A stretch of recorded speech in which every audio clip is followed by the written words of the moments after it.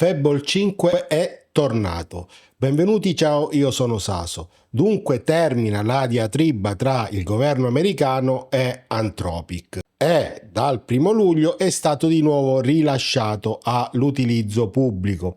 Più esattamente, per chi ha un abbonamento potrà utilizzarlo fino a giorno 7 luglio.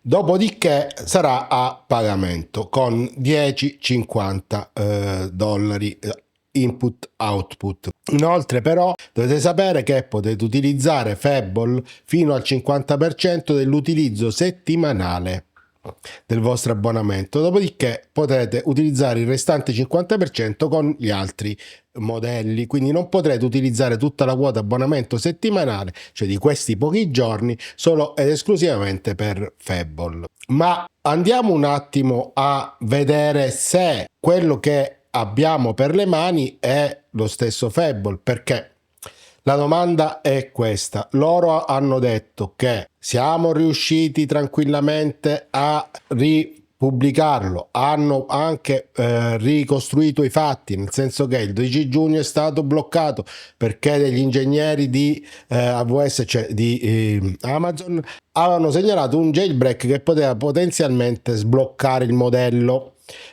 Hanno fatto delle prove e soltanto in un caso questa cosa è accaduta. Queste sono le teorie almeno ufficiali. Comunque si parla più che altro di sicurezza nazionale per gli Stati Uniti. Poi Anthropic ha dimostrato che altri modelli avevano esattamente la stessa efficacia per quel caso specifico di Fable 5, quindi più esattamente Kimi ci riusciva, Opus ci riusciva, GPT ci riusciva e così via. Quindi da lì poi si sono mossi. Ovviamente hanno stretto una collaborazione maggiore con il governo degli Stati Uniti per arrivare a quello che è nei nostri giorni, ricordandovi che però Mythos, che non ha tutti i paletti di Fable, è utilizzabile solo per alcune aziende statunitensi. Quindi la cosa che hanno fatto, che hanno aumentato le salvaguardie di sicurezza, cioè i classificatori. Per quanto riguarda chimica e biologia non sono stati toccati, invece per quanto riguarda la parte cybersicurezza, quindi debugging, quindi trovare bug, buchi, eccetera, eccetera, invece sono stati aumentati questi classificatori e questo può portare ovviamente a un depotenziamento del modello, un ulteriore depotenziamento del modello.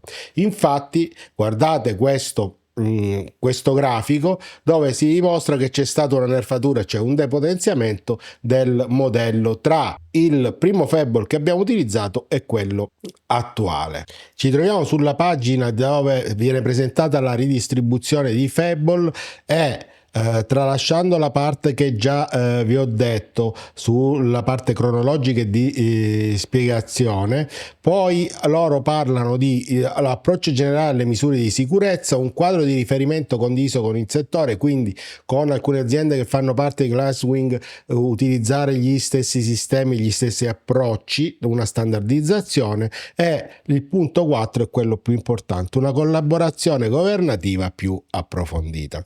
Vi faccio vedere velocemente, molto velocemente, la tipologia di approccio che viene utilizzata in Fable. Potete vedere che è diversa rispetto a quella normale, così come evidenziano come vengono gestiti i jailbreak. Quindi si torna sul punto del jailbreak in maniera molto approfondita, ma da quello che hanno già scritto nel video, ne ho parlato nel video su Sonne 5, l'azienda è stata molto colpita da questo blocco commerciale, ma la parte che ci interessa veramente è la parte in cui parlano della collaborazione con il governo degli Stati Uniti. Quindi accesso e valutazione governativa prima del rilascio, rapida condivisione di informazioni sulle misure di sicurezza, risorse dedicate per la ricerca congiunta e uno standard di settore comune. In pratica, da ora in avanti, i modelli più performanti, migliori, più evoluti,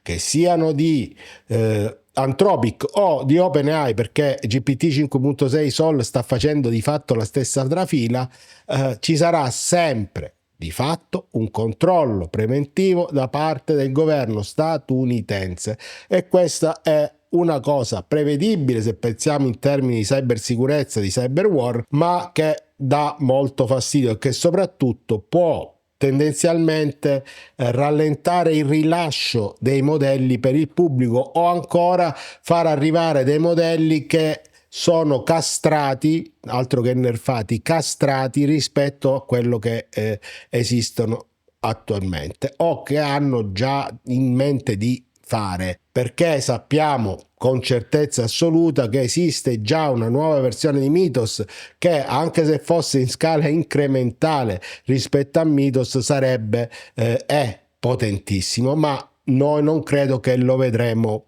mai. Questo qui sarà utilizzato solo da alcune aziende sotto il controllo del produttore e del governo statunitense. Stessa sorte toccherà per quanto riguarda ovviamente i modelli di GPT e quando ci arriveranno quelli di Google. Poi vedremo come si comporterà con l'amico, nemico, amico Musk, l'attuale presidente degli Stati Uniti, l'attuale governo degli Stati Uniti per quanto riguarda Grok, perché per la potenza di calcolo che ha XAI ci si può aspettare che arriverà anche lui a questi livelli e li oltrepasserà. In conclusione, godiamocela finché dura, anche se i sospetti che tutti questi classificatori superpotenziati, le super salvaguardie, abbiano ulteriormente depotenziato Fable rispetto a quello che era che è Mythos,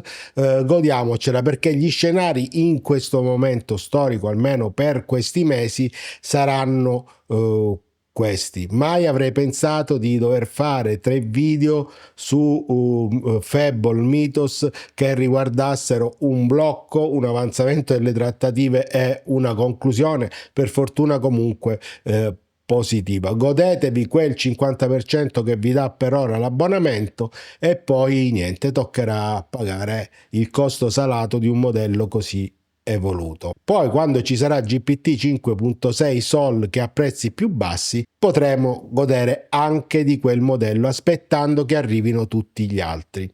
Se vi è piaciuto questo video mettete un like e seguitemi. Ciao, ci vediamo nei prossimi video.